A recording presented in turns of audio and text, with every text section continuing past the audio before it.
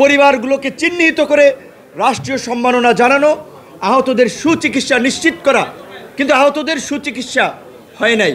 তো আমরা চাই যে এখন এই সরকার আছে, এই আন্দোলনের সংগঠক নেতৃবৃন্দ আছে, শহীদ পরিবারগুলোকে এই আন্দোলনের সংগঠকদেরকে ধারণ করতে হবে, আমাদেরকে মনে রাখতে হবে।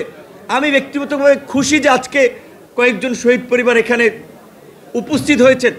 আমার অসুস্থতা এবং একটা জটিলতার কারণে এইবারের কোনো প্রোগ্রামে আসলে আমি দায়িত্ব কাউকে ফোন কলও দেই নেই।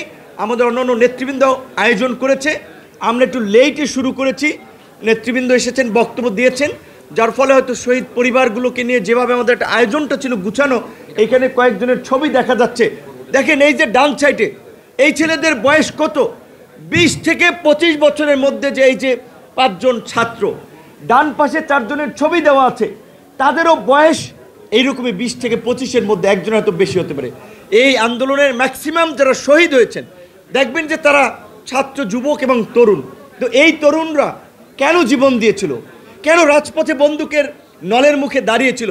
কারণ তারা এই ফেসিবাদের নির্মম নিষ্ঠুরতা তারা চোখে দেখেছিল। আপনাদের নিশ্চয়ই মনে আছে 2018 সালের কোটা সংস্কার আন্দোলনে যখন আমাদের উপরে হামলা হয়, একই বছর রমিজউদ্দিন ক্যান্টনমেন্ট কলেজের শিক্ষার্থী দিয়া এবং রাজীবের মৃত্যুকে কেন্দ্র করে নিরাপদ সড়ক আন্দোলন গড়ে ওঠে। সেই আন্দোলনের থেকেই প্রকৃত অর্থে প্রথম প্ল্যাকার্ড শিক্ষার্থীরা তুলে রাষ্ট্র সংস্কার প্রয়োজন। এবং সেই আন্দোলনে আপনারা দেখেছেন যে শিক্ষার্থীরা বলেছিল, যখন তারা সড়ক নিরাপদের জন্য 8 দফা না 7 দফা পেশ করেছিল, তাদের যখন সান্ত্বনার বাণী শুনিয়েছিল গণভবন থেকে, তারা কিন্তু পরিষ্কারভাবে বলেছিল, আমরা দেখেছি কোটা সংস্কার আন্দোলনের ভাইদের প্রতি কি নির্মম আচরণ করা হয়েছে, সংসদে ঘোষণা দিয়ে প্রতারণা করেছে। কাজে এই যে কোটা সংস্কার আন্দোলন থেকে নিরাপদ সড়ক আন্দোলন, এই আন্দোলনের মধ্যে দিয়েই কিন্তু আমাদের তরুণরা এই ফেসিবাদের প্রতারণা, তাদের নির্মম নিষ্ঠুরতাকে পর্যবেক্ষণ করেছিল।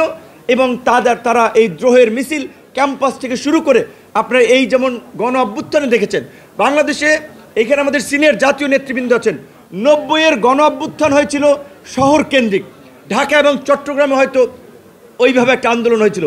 24-এর গণ অভ্যুত্থান সেই প্রত্যন্ত ইউনিয়ন পর্যন্ত ছড়িয়ে গেছে, কারণ এই তরুণদের সংগঠিত চিন্তা ভাবনা এবং এই দীর্ঘদিনের সংগ্রাম। তো আমরা চাই আগামীর বাংলাদেশ এই গণ অভ্যুত্থানের আকাঙ্ক্ষায় গড়ে উঠবে। আগামীর বাংলাদেশে হানাহানি, মারামারি, বিভেদ, বিভাজনের রাজনীতি থাকবে না। আজকে আক্তারের সাথে একটি কথা আমরা ইনফরমালি বলছিলাম, রাজনৈতিক নেতৃবৃন্দ আমরা আলাপ আলোচনা করি, তখন আমরা এই কথাটি বলি, এই নির্বাচন আমরা সবাই চাচ্ছি যে নির্বাচন যথাসময়ে হোক, কিন্তু আপনাদের একটা কথা মনে রাখতে হবে, রাজনৈতিক নেতৃবৃন্দকে, এই গণ অভ্যুত্থানের সময় ছাত্র, যুবক, তরুণরা আন্দোলন করেছে, ঠিক, তারা আহত হয়েছে, গ্রেপ্তার হয়েছে, একই সাথে রাজনৈতিক নেতৃবৃন্দকে কিন্তু প্রথম গ্রেপ্তার করেছে। জামাতের সেক্রেটারি জেনারেল মিয়া গোলাম পরোয়ার এখানে বক্তব্য রেখেছেন, মিয়া গোলাম পরোয়ার থেকে খসরু ভাই, নজরুল ইসলাম খান, আন্দালিব রহমান পার্থ, এরকম অনেক নেতৃবৃন্দ, এনি ভাই ছিল, আমরা একসাথেই আপনার ওই ডিবির কার্যালয়ে ছিলাম। একজন এডিসি, তার আচরণের কারণে পুরো ডিবি কার্যালয় তটস্থ ছিল, তার নাম ছিল শাহিন শাহ, এডিসি, তিনি অ্যাডমিন ছিলেন, তার বাড়ি ছিল চাঁদপুর। জানি না এখন গ্রেপ্তার হয়েছেন নাকি দেশ থেকে ভেগেছেন।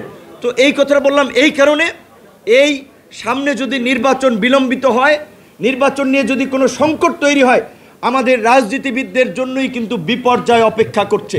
কাজে আমরা মনে করি অবশ্যই আমাদের যে প্রাণের দাবি, এই গণ অভ্যুত্থানের যে আকাঙ্ক্ষা, গণহত্যার বিচার, রাষ্ট্র সংস্কারের পরিষ্কার রূপরেখা এবং নির্বাচন, গণহত্যার বিচার চলছে এবং এই যে আন্তর্জাতিক অপরাধ ট্রাইব্যুনালের যে প্রসিকিউশন টিম, তাদের কার্যক্রমে আমরা খুশি, তাদেরকে আমরা ধন্যবাদ জানাই। এই প্রতিষ্ঠাবার্ষিকী থেকে আপনারা দেখেছেন যে এই আর্মির জেনারেলরা গুম খুনের সাথে জড়িত ছিল, যাদেরকে গত 1 বছর বিচারের মুখোমুখি করা হবে কিনা দ্বিধাদ্বন্দ্বে ছিল, এই প্রসিকিউশন টিম, আইন উপদেষ্টা এবং ডক্টর ইউনূসের সাহসিকতার ফলে তাদের হাতে হাত করা পরানো হয়েছে।